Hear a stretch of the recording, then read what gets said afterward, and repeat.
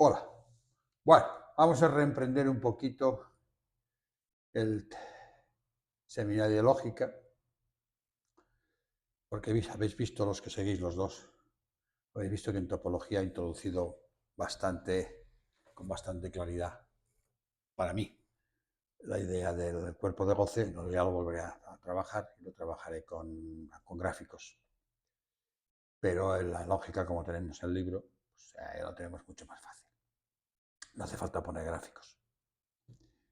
Vamos a hacerlo así, lo más clínicamente posible o articulando la lógica con la clínica. En el texto sobre topología, lo que se trataba de encajar era la triangularización del cuerpo, el goce de la letra y el significante enganchando al cuerpo, pero dejando una zona de vacío, una zona de salida, porque si no tenemos la fibromialgia, el cuerpo queda tensado, como si estuviera en una malla, en una jaula, y no puede salir de él. Lacan esto ya lo indica cuando habla para el lado femenino en el escrito de Congreso sobre Ideas Directivas para la Sexualidad Femenina. Indica que el goce femenino está envuelto en su propia contigüidad. Eso ya lo he dicho en otros lugares. La contigüidad es un concepto topológico. Vaya, este hombre soltó ahí nada más y nada menos, sin dar ninguna explicación, como hacía siempre. Es una cosa muy fea por parte de él, porque no les dijo estudien estas cosas. No insistió en que las estudiaran. No le permitía a él decir cualquier cosa que no lo entendiera, no sé qué. Es un síntoma de él, ¿vale? Pero hay que leerle. Como decía, mis escritos no son para ser leídos, sino para ser explicados. Es distinto. Vamos a intentar explicarlo. Bueno, pues la contigüidad en cadenas significantes, lo que quiere decir es una cadena que está como adherida, como pegada a las otras. Entonces está ahí como una especie de pintura, como cuando se cogen dos pedazos de estos para sostener o pegar una cosa con la otra y se pega los velcros ahí. Bueno, eso, dicho así, muy a la pata mañana. Y lo importante es entender lo que quiere decir. Porque luego dice, habla del corte, del velo, de la castración, de la rasgadura. En el mito cristiano está muy claro, cuando muere el falo en la cruz, automáticamente se rasga el velo del templo. ¿Por qué se pone eso? Bueno, porque el templo que ocultaba que detrás no había nada. Se puede mirar desde otro punto de vista. Es decir, si no hay un drenador, si no hay un negativizador de goce, evidentemente el goce, como pasa en ciencia o como pasa en economía, la máquina explota. Vale. Se puede mirar también desde el punto de vista de la teoría del fetiche. La teoría del fetiche, en Freud, es ahí donde el sujeto ve la falta en la mujer, él dice la castración en la mujer. Yo prefiero decir amputación. Pues tampoco es amputación, porque no le han amputado nada, pero el que lo ve cree que la han amputado. Tanto hombre, o sea, varón como fémina, da igual, que la han amputado. Y luego después eso, evidentemente, podrá referirse a la falta del falo. Es otra cuestión, al menos sí, es otra cuestión. Pero la privación también hay que tenerla en cuenta. Y cada uno tiene que colocarse los dos lados frente a la privación y la castración de sus formas diferentes. ¿Vale? Esa es la creación del objeto. Ahí se coloca el objeto. El objeto fetiche, que es una de las maneras más simplonas de acercarse al objeto. Es el fetiche. Luego tenemos la teoría de Winnicott, evidentemente no es lo mismo, y el objeto, que es la que recoge Lacan más fundamentalmente. ¿Qué quiere decir eso? Que el objeto tiene que ser pillado, atrapado de alguna manera. Ahora vayamos a la lógica, a la significación fálica. Introducir el significante fálico, que era el significante que cerraba el sistema significante, también es introducir uno de los nombres del Padre. Y atentos aquí, en Lacan ya no hay nombre del Padre al final. No hay significante del nombre del Padre, sustituye el significante del nombre del Padre por una estructura, el sanctum, una estructura de nominación. Y entonces el significante del nombre del Padre, como todo significante, representa la inexistencia para otro significante. O sea, no, el significante del nombre del Padre no significa que porque venga en nombre del Padre, como venía Jesucristo, haya un padre. Hay que tener mucho cuidado. No hay padre y hay que tenerlo claro de una vez. No hay existencia lógica del padre. Nos lo inventamos.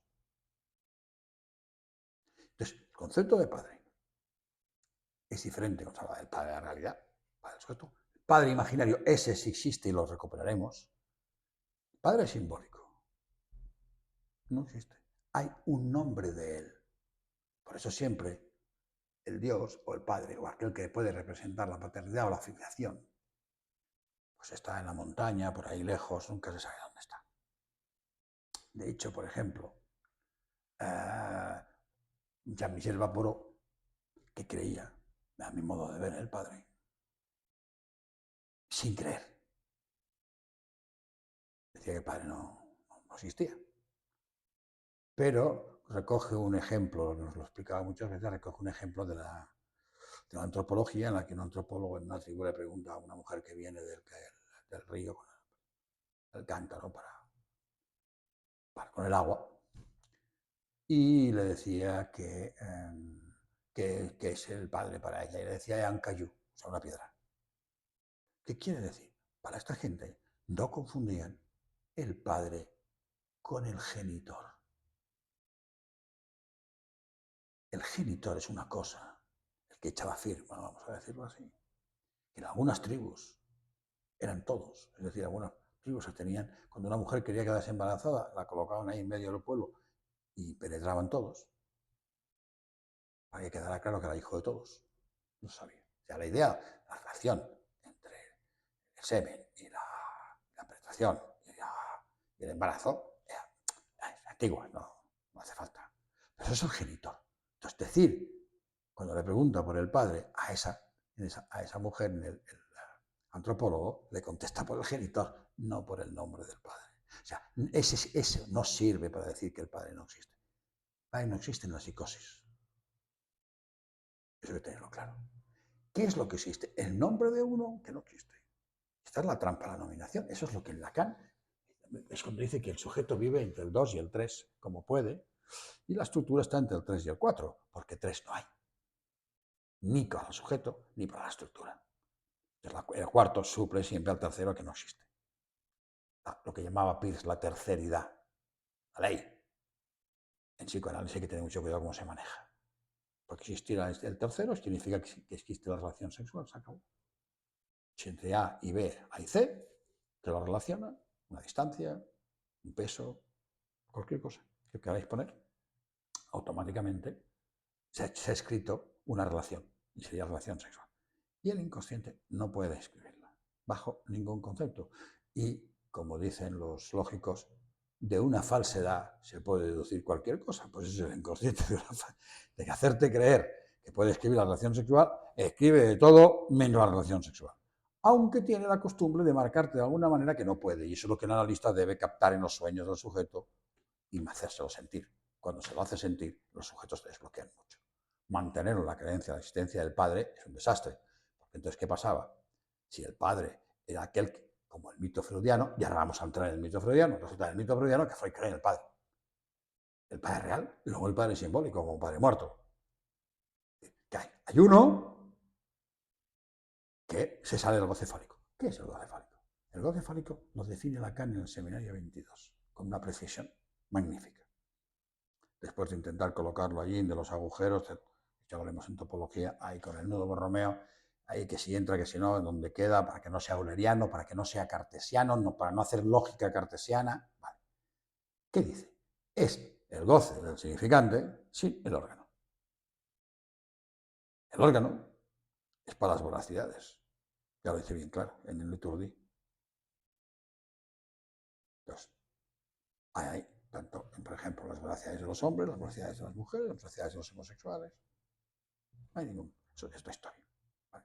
El problema es que el goce fálico, si es el goce del significante, te deja en el goce del significante. No te da acceso para suplir la relación sexual que no se puede escribir con el otro, el cuerpo del otro. Por eso, cuando estamos hablando de los cuerpos, pues a mí me interesaba mucho articular en topología lo que es el cuerpo de goce con la lógica. Vale. ¿Qué quiere decir? Si el significante fálico no te permite, el significante fálico no produce relación sexual, en el sentido de sexualidad, de genitalidad. Puede producir amor, respeto, obediencia a aquel que se le supone el significante fálico. Pero eso lo que produce causa de deseo es el objeto A y lo que produce placer es el plus de goce. Vamos a dejarlo claro.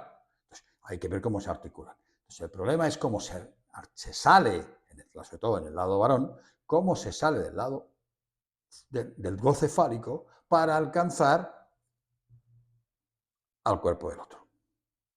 Esta es la cuestión clave. Y esto que en Freud está hecho con un mito, en el cual un mito quiere decir que la única manera de arreglar algo que no sabes muy bien cómo funciona, en el cual los hijos matan al padre al final, porque ¿qué hace el Freud? Freud lo que nos plantea es el conejo en la chistera. ¿Qué dice? ¿Cómo saco a la gente del goce fálico?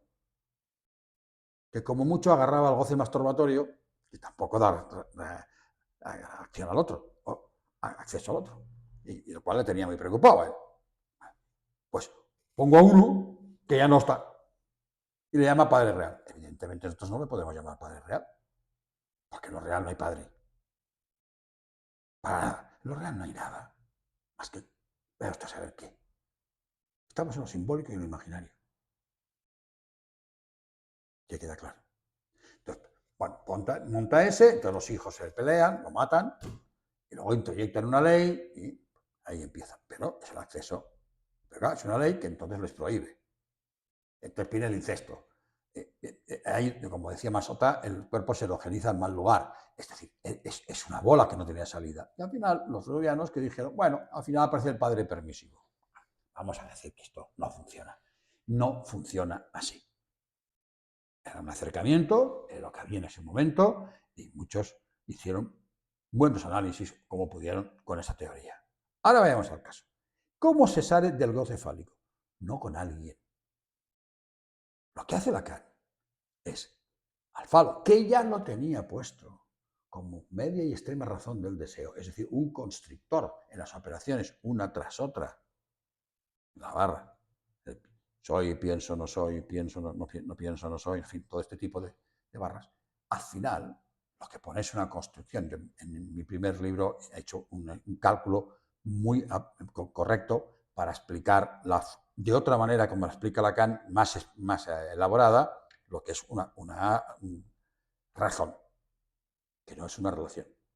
Para los que sois de español latinoamericano, os recuerdo que lo que sí existe es la proporción sexual. Es una confusión decir que no existe la proporción sexual. La proporción sexual existe, la proporción, dos razones iguales, esto es la extrema y media razón. Lo que no existe es la relación.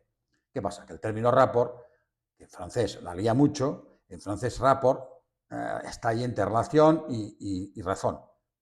Y rapport lo que quiere decir también es una relación, pero es una relación con alguien o con algo. Entonces, rapport lo quitáis, proporción sí debe existir, la proporción fálica. Yo he puesto más proporciones que la media y extrema razón también en el primer libro, porque una sola no acaba de quedar bien. Es geometría proyectiva. Y son razones, no relaciones. Esta es la cuestión. Y la relación no se puede escribir. Muy bien, vale. Entonces, si no se puede escribir, ¿cómo sales de ahí? Es decir, el goce fálico te deja atrapado en lo mental, por decirlo de alguna manera, en tu realidad. Y como mucho fantasías imaginarias y ese pequeño agarre del goce fálico con el goce del pene. Hay que tener claro también lo que es el goce fálico. ¿Vale? Si es el goce sin órgano, ¿qué tenemos que darle? Un objeto, no solo un órgano. El órgano es la sexuación, es otra cosa. Bien, ¿vale? Es una cosa añadida. Primero hay que darle un objeto. Y hay que alcanzar. Y ese objeto, como bien dice Lacan, ese objeto está en el lado del otro. Es un trozo del otro. Ya lo había dicho en el seminario 11 cuando dice yo te mutilo para llevarse el objeto. Pero aquí es un pedazo del otro de recubrimiento del otro, es más sutil. No es el objeto causa, es el objeto de goce. El plus de goce. Entonces, si lo tienes ahí a alcanzar en el cuerpo del otro, ¿cómo lo alcanzas? Freud te dice, identifícate con el que no lo hace, con el que ya no está atrapado en el goce fálico. Cuando se lleva a lo peor, lo que se ha llamado al padre oscuro y al tipo de y a las barbaridades. Está en la cultura y está en los análisis. O sea que los neuróticos que dicen, sí, pero eso yo no lo puedo hacer con mi mujer, lo tengo que hacer con otras. Terrible. El que queda atrapado ahí. En la creencia de ese, del salvaje, del que hace lo que le da la gana. El amo de su goce absoluto. Hay un goce, y ahí lo que intenta Lacan hacer es decir, que no pasa por el significante fálico. Esto es lo clave. ¿Y cómo lo va a hacer? Lo que antes era la razón, ahora lo va a elevar a una función, la función fálica, que es lo que nos dice Lacan cuando dice, les voy a hablar de la castración como nunca se había hablado antes. Evidentemente, yo le he llamado la segunda castración, no por una cuestión nominal de orden, sino simplemente porque primero dijo una y luego trabajó la otra. Sacarle de la castración. ¿Y entonces qué hace? Hace una función y recoge, no de la lógica, porque eso la lógica no está, sino que lo coge en las matemáticas, en las funciones matemáticas, sobre todo en las funciones complejas, se utiliza mucho. Toda la electrónica funciona con esto. Es lo que se llama los puntos en los que la función, que pasa de este conjunto a este otro conjunto, pasa de los significantes, del significante al lado del significado, para construir la realidad sexual.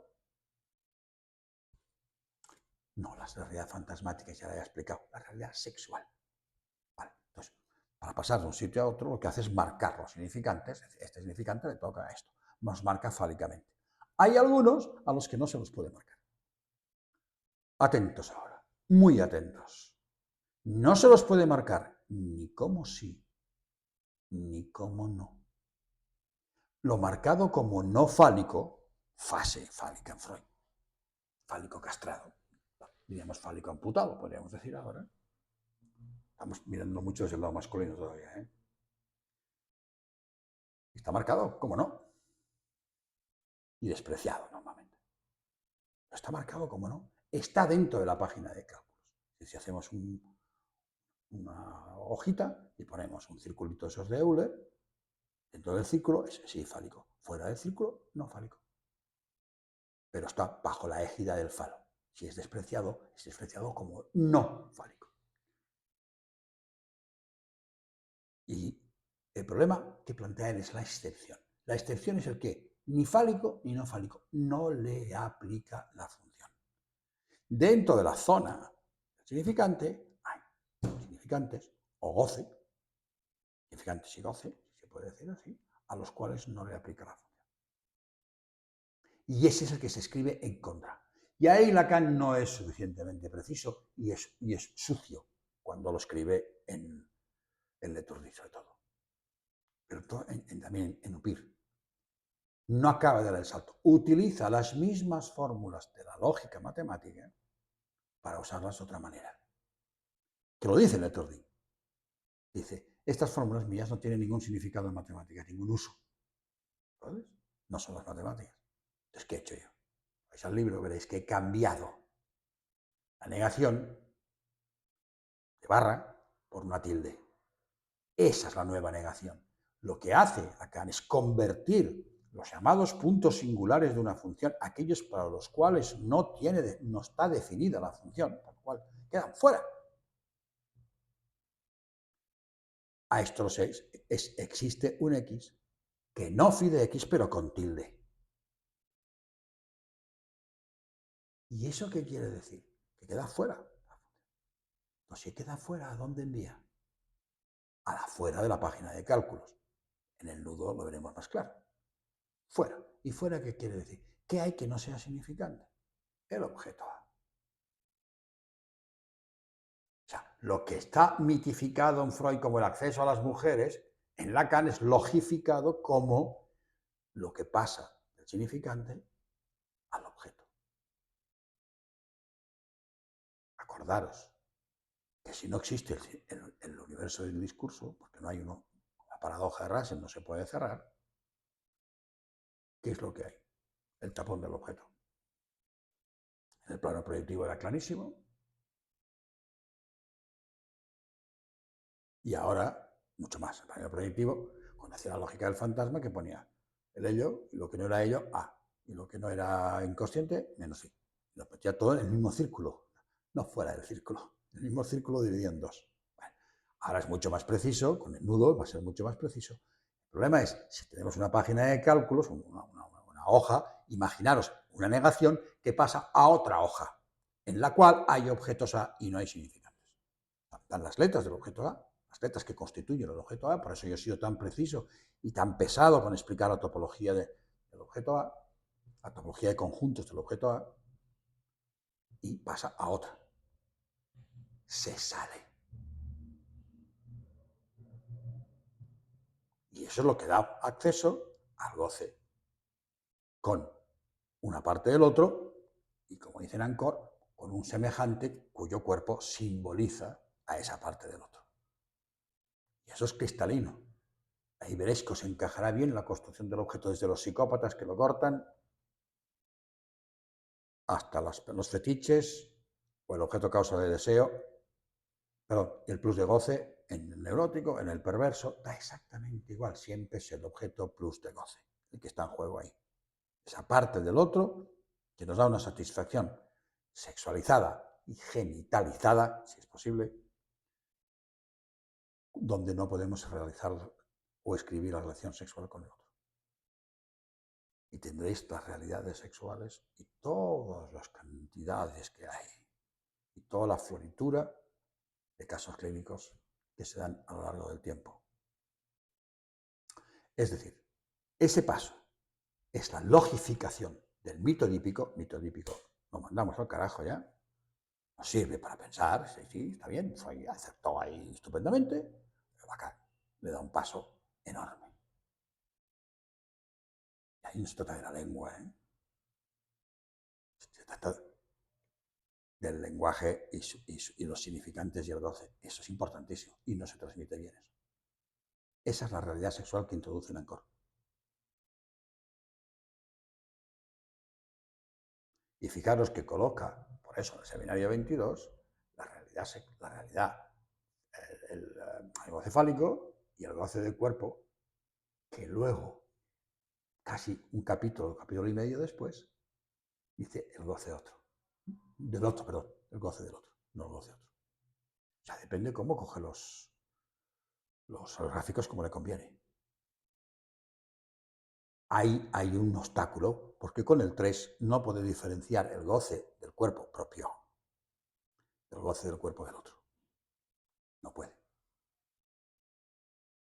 Pero está todavía con el nudo Borromeo que lleva 2 años con él. Esto nos permite entender algo que ha obstaculizado el psicoanálisis desde el principio, que es querer explicar el caso de la fémina como variante del caso del varón.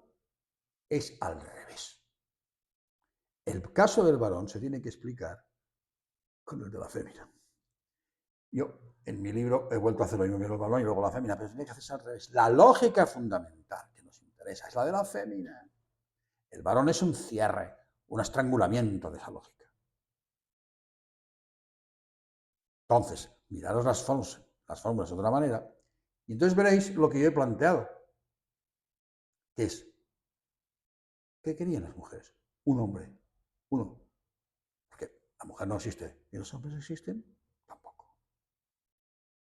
Ya desde el escrito El tiempo lógico, Lacan termina diciendo, el escrito, me apresuro a identificarme como hombre antes de que los otros, identificándose entre ellos, me dejen a mí fuera o confundido. Es la posición masculina. La posición varón, masculino, hay algo más de lo fálico imaginario en juego.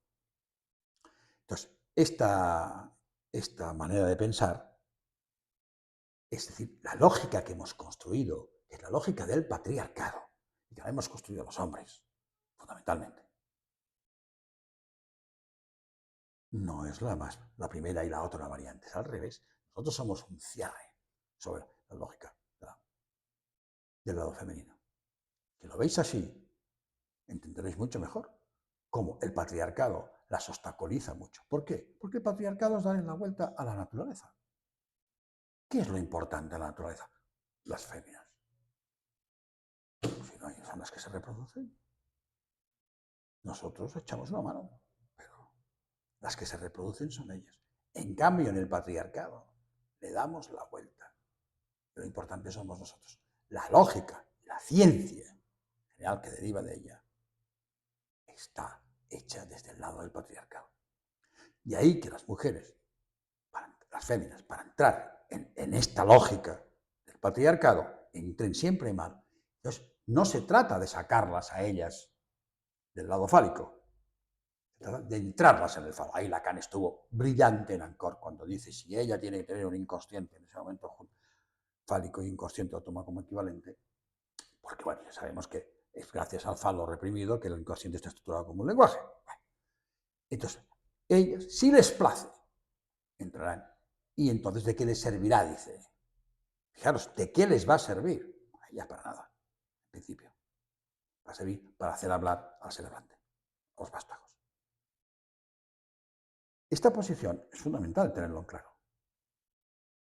¿Por qué esa abstracción, esta excepción al varón le da acceso al otro lado y a ella entra como objeto? Es el Edipo de las mujeres. Entrar como objeto del padre. Evidentemente muchas veces negado, no quiero. Muy bien. Entonces nos explica también los muchos casos en los cuales, bueno, el incesto está, el abuso de las hijas está, por los padres, por los familiares del padre, por la nueva pareja de la madre, esto, incluso en algunos lugares casi hemos hecho como ley, incluso ley transmitida por las mujeres, a mí también me lo hicieron, me decía una paciente que lo dijo a su madre, o sea, cállate, que a mí también me lo hicieron. Es decir, entraba ahí, entrando en esa dialéctica en la cual las fórmulas están el universal, normal. La primera negación, con tilde, no como la pone Lacan, con tilde. En el lado fémina, no existe, de momento con tilde, no sé si se podrá hacer así, pero se podría hacer con barra de momento, pero con tilde, el no fálico, con la tilde. Ahí, al hacerlo con las tildes, no son equivalentes. El lado dicho de una manera o dicho de otra, que en matemáticas son absolutamente en lógica equivalentes, son dos maneras de decir lo mismo. O sea, cuando Lacan habla de dos todos suficientemente consistentes, que es lo que necesitamos, dice Neturdi, monta dos todos que son lo mismo. No, no son lo mismo porque para él no lo son. Claro que no lo son, porque son distintos, pues hay que poner grafía distinta. Y eso permite después trabajar toda la dialéctica, porque Lacan pone la primera y luego el resultado final. No, hay que hacer todo un recorrido. Cada sujeto tiene que hacer todo un recorrido, como las otras lógicas, tiene que hacer un recorrido para llegar al final o no llegar. Y en el medio están todos los obstáculos en los que se puede quedar clavado. En particular, en creer la figura del padre, el no existe X, que no fide X con barra. No. Es vacío. El lado negado es vacío. No hay nadie. De ahí que aparezca ¿qué? El padre imaginario. El padre, que en Lacan era el padre de la horda. No. Ahí en Freud era el padre de la horda. No. Es el padre salvaje. Es el salvajismo. Es lo que estamos viendo en política actualmente y se ha visto a lo largo de la historia de maneras absolutamente tremendas. Se ha suplido por el salvaje imaginario, por el jefe de la tribu. No hay que confundir. Esa figura llamada padre, que quizá tenemos que sacarla ya, es nombre del padre, pero no es el padre, aunque los sujetos, de alguna manera, en algún momento de su vida, la puedan depositar en alguien, sea su padre concreto, sea otra persona, sea el vecino de la esquina, me da igual. Y esta figura de la excepción, es el que atasca a los niños cuando los abusan de ellos. Porque en el fondo está en la mente el que no cumple la ley. Porque la ley, ¿quién la hace? Freud dice, los hermanos hacen la ley. La ley la hacen los delincuentes. La ley siempre la hacen los delincuentes. Para que los demás la tengan que cumplir. Es verdad que sin ley no sabemos funcionar. Luego después se da la vuelta e intentamos que el primero que había salido de la ley, ese delincuente, la cumpla. Bueno, claro, todos sabemos que no es nada fácil. La ley como reguladora siempre sale enunciada por el delincuente. Como bien decía Franco, Dios y la historia me juzgarán, a ustedes no. Aún no era psicótico. Había alguien por encima que le juzgaría. Pero hay otros que ni eso. A Netanyahu no creo que le preocupe la ley que le juzgue a nadie. O sí que le juzguen, pero que le juzgue la justicia ordinaria. Estamos en este punto. Por eso, esta figura de la excepción atrapa a los sujetos cuando uno está enganchado ahí, como varón o como hembra, o como fémina. No puede responder bien al abuso. Es verdad que muchas veces cuando nos hemos encontrado con estos casos, clínicamente decimos, hombre, claro, es que lo que pasa es que el cuerpo responde y entonces el niño no sabe, ya se queda atrapado. Sí, todo lo que ustedes quieran. Pero ¿por qué callan? ¿Por qué tienen culpa? Es la culpa, ¿eh? No tiene nada que ver con la culpa por la falta del otro, o regoce, ¿no? Es la culpa esta. La culpa de Edipo, por decirlo de alguna manera. ¿Por qué? Porque cuando traspasan con ellos son tomados como objetos de goce, como plus de goce, por uno que se salta la normativa, que está más allá, o que puede representar estar más allá de la función fálica, medio la aceptan y se culpabilizan. La clínica es mucho más clara, sí. Sabemos dónde está ese sujeto en el momento donde le tocó. En el libro, y iremos haciéndolo, lo que planteo es que el sujeto, en el caso varón, ese al menos uno, le munsum, que decía Lacan, que quieren las mujeres, no lo van a encontrar. Es como un hombre que busca la mujer, no la va a encontrar.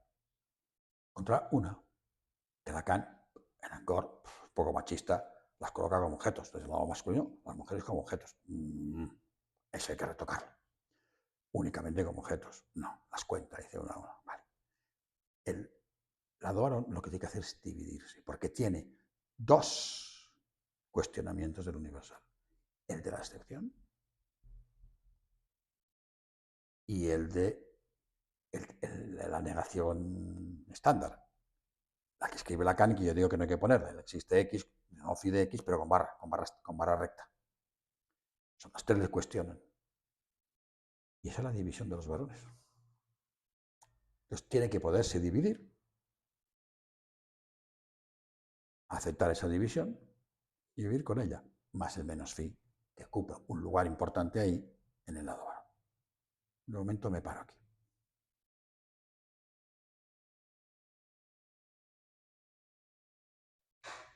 Os hago un añadido, como siempre uno se deja cosas. Lo primero es que cuando he dicho que no existe el padre, en un momento de la dicción he dicho el no existe X que no phi de X. No, no existe X que no phi de X con barra, existe X que no phi de X con barra, es el que es vacío. No. Y eso es suplido por el padre imaginario de la horda. Que luego eso hay que hacer, yo le he metido todo en el mismo saco, el salvajismo, pero hay que irlo separando. O de ahí puede venir el salvajismo. Además del goce de la agresión. Porque nos olvidamos siempre de esa teoría de la agresión del narcisismo. O sea, ¿qué es la violencia?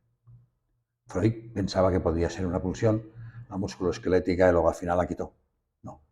La violencia es el goce, no sé qué tipo, de la agresión. Y luego después, si es psicopática, si no es psicopática, en fin, si es de los dioses oscuros, ahí hay que ir con mucho cuidado. Y la segunda cuestión que quería añadir es cuando he dicho a las mujeres de qué les sirve entrar. De entrada no, pero cuando Lacan propone el no todo, es una manera de estar y no estar al mismo tiempo. dentro de la función fálica y dentro de un inconsciente.